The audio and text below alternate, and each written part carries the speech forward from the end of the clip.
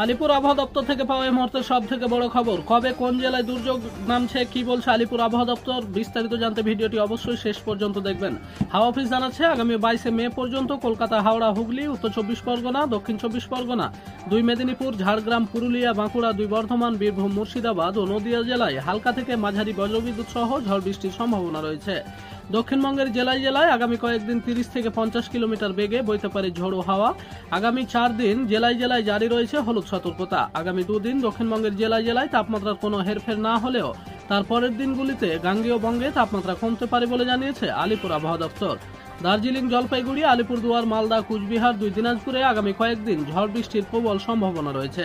18 থেকে 20 মে পর্যন্ত উত্তরবঙ্গের জেলায় জেলায় ভারী থেকে অতি ভারী বৃষ্টির সম্ভাবনা রয়েছে। ঝড় বৃষ্টির শস্যর ক্ষতিও হতে পারে, সেই সতর্কতাও জারি করা হয়েছে আবহাওয়া দপ্তরের পক্ষ থেকে।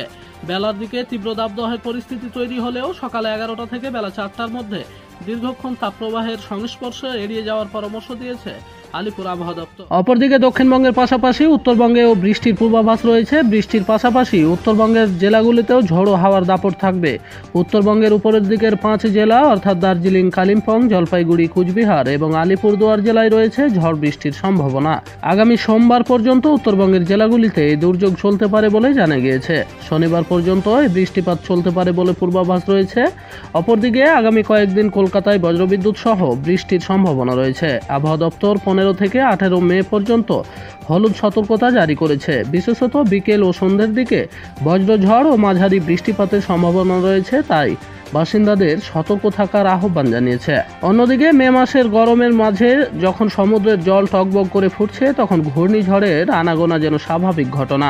জলীয় বাষ্পপূর্ণ পূবালি হাওয়ার হাত ধরে বঙ্গোপসাগরে ঘূর্ণাবর্ত তৈরি হওয়ার নতুন কিছু নয়। তবে সম্প্রতি কিছু সংবাদ মাধ্যমে দাবি করা হচ্ছে ঘূর্ণাবর্ত নাকি এক ভয়ঙ্কর ঘূর্ণিঝড়ের রূপ নিতে পারে, যার নাম দেওয়া হয়েছে আগে থেকেই শক্তি এবং নামটি রয়েছে শ্রীলঙ্কার দেওয়া। এই খবর ছড়িয়ে পড়তেই সাধারণ মানুষের মধ্যে আতঙ্ক সৃষ্টি হয়েছে। প্রশ্ন উঠছে, সত্যি কি ধেয়ে আসছে ঘূর্ণিঝড় শক্তি? তবে এই আশঙ্কার মেঘ সরিয়ে দিয়েছে মৌসুম ভবন। তারা স্পষ্ট ভাষায় জানিয়েছে বঙ্গোপসাগরে ঘূর্ণিঝড় সৃষ্টির কোনো রকমের সম্ভাবনা নেই। এমনকি শক্তি নামে কোনো ঘূর্ণিঝড়ের পূর্বাভাস তাদের দপ্তরে নেই।